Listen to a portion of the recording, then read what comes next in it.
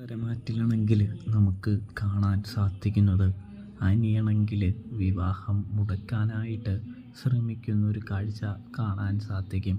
അതിൻ്റെ ആദ്യപടിയായി തന്നെ നമ്മുടെ ദേവയാനിയോടും പറയുന്നുണ്ട്, എനിക്ക് ഈ വിവാഹത്തിന് താല്പര്യമൊന്നുമില്ല അമ്മായി, അതുകൊണ്ട് തന്നെ എന്നെ ഇതിൽ നിന്നൊന്ന് രക്ഷിച്ച് തരാമോ എന്ന് ചോദിക്കുന്നു. എൻ്റെ അനി മുത്തശ്ശനാണ്, അതായത് അച്ഛനാണ് വാക്ക് കൊടുത്തിരിക്കുന്നത്.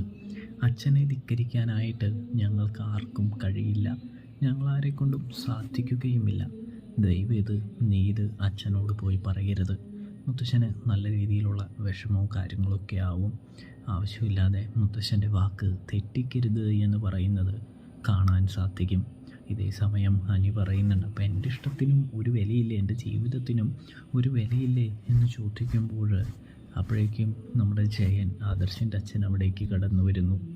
ആദർശിൻ്റെ അച്ഛൻ പറയുന്നുണ്ട്, നിനക്ക് നിൻ്റെ ഇഷ്ടം മുത്തശ്ശനെ അറിയിക്കാം, നിൻ്റെ ആഗ്രഹം താല്പര്യമൊക്കെ അറിയിക്കാം, അതൊക്കെ കണക്കിലെടുത്തേ മുത്തശ്ശൻ തീർച്ചയായിട്ടും ഒരു തീരുമാനമെടുക്കൂ എന്ന് പറയുന്നത് കാണാൻ സാധിക്കും.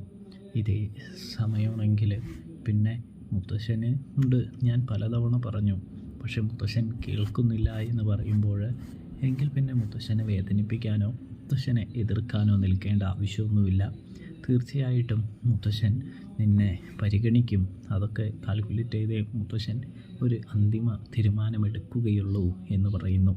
എന്തായാലും നീ പേടിക്കേണ്ട എന്ന് പറയുമ്പോൾ, തീർച്ചയായും വല്യച്ഛ, ഞാൻ ഈ വിവാഹം മുടക്കാൻ പരമാവധി ശ്രമിക്കുമെന്ന് പറയുമ്പോൾ, നിൻ്റെ അമ്മ അതിന് സമ്മതിക്കുമെന്ന് തോന്നുന്നില്ല എന്ന് പറയുന്നതും കാണാൻ സാധിക്കും. അപ്പോൾ റിവ്യൂ ഇഷ്ടപ്പെട്ടാൽ ചാനൽ മറക്കാതെ സബ്സ്ക്രൈബ് ചെയ്യാൻ മറക്കല്ലേ പ്രേക്ഷകരെ, പ്രിയ